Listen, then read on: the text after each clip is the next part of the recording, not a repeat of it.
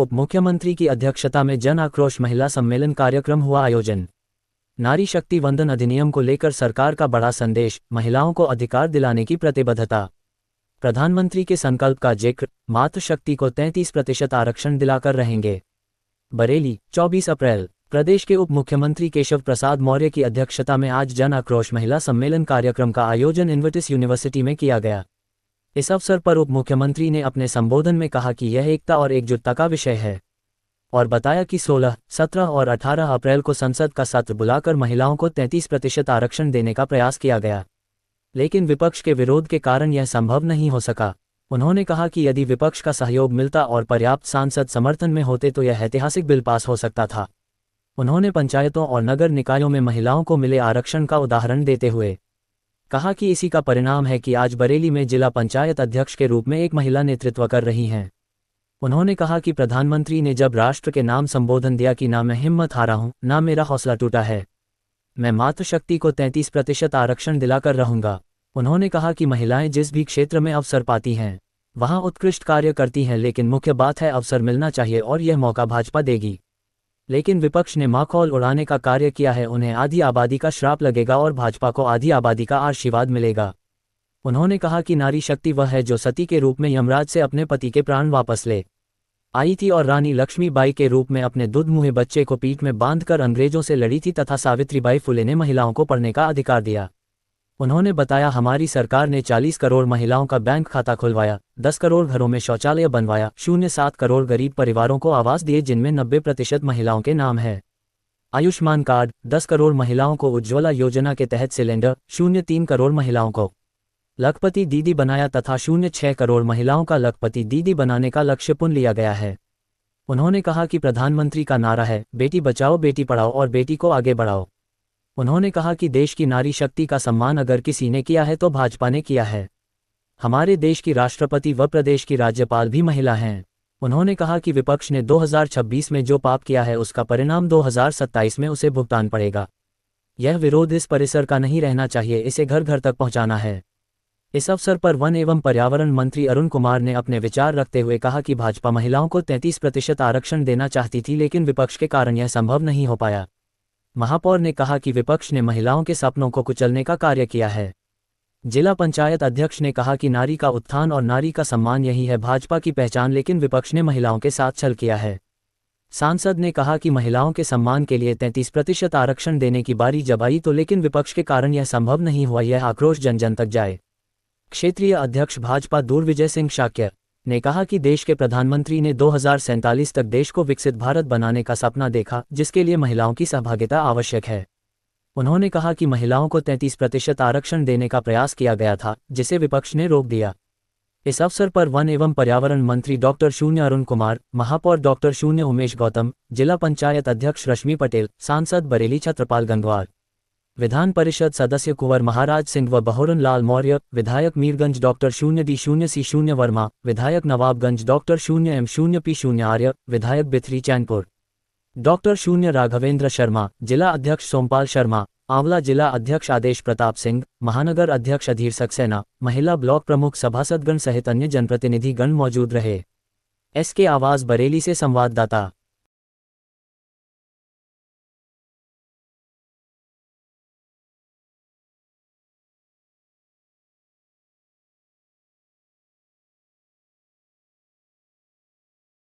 खाता नहीं खुलता, लेकिन महिलाओं के वोट पा करके संसद में अपने संख्या बल का अहंकार दिखाने का काम किया।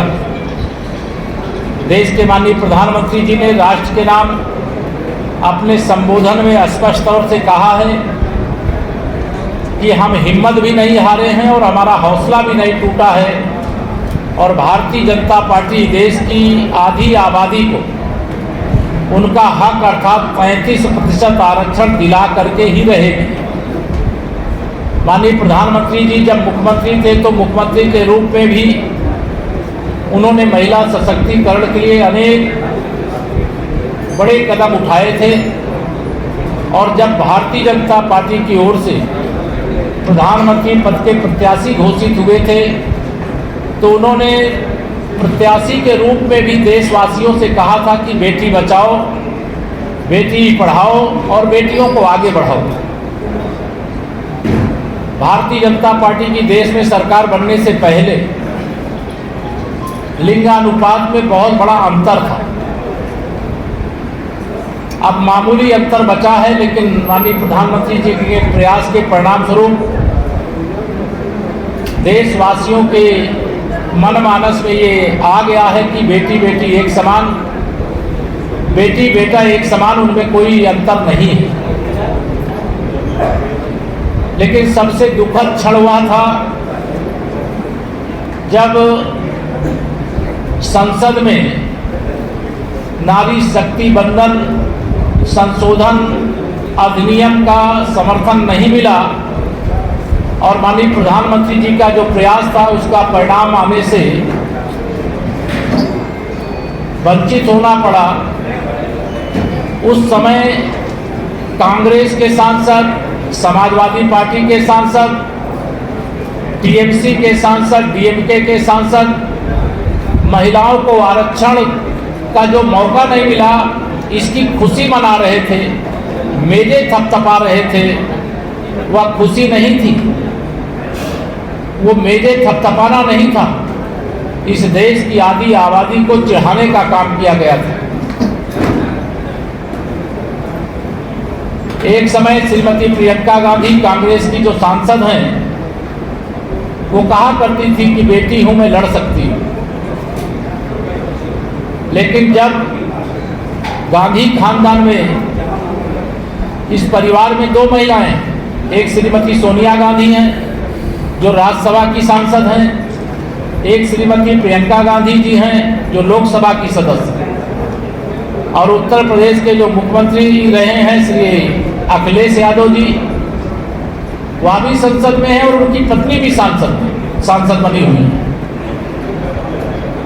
इसी के कारण से शायद वो चाहते हैं कि उनके घर की महिलाएं तो संसद जीत में चुन करके जाएं, विधानसभाओं में चुन करके जाएं, लेकिन बाकी देश की महिलाएं संसद में और विधानसभाओं में चुन करके ना जाएं। इन दलों को इसकी भारी कीमत चुकानी पड़ेगी। एक और मैं उल्लेख करना इसलिए चाहूँगा कि अभी पश्चिम बंगाल का विधानसभा चुनाव हो रहा है। टीएमसी की सरकार के विरुद्ध जबरदस्त महिलाओं में गुस्सा है और 90% से अधिक मतदान पहले चरण के चुनाव में हुआ है।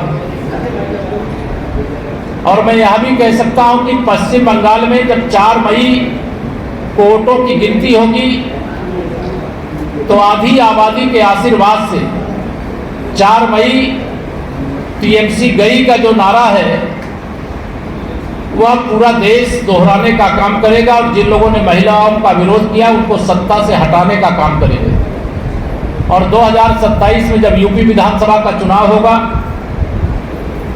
तो समाजवादी पार्टी महिलाओं के वोट के लिए तरसेगी, कांग्रेस पार्टी महिलाओं के वोट के लिए तरसेगी।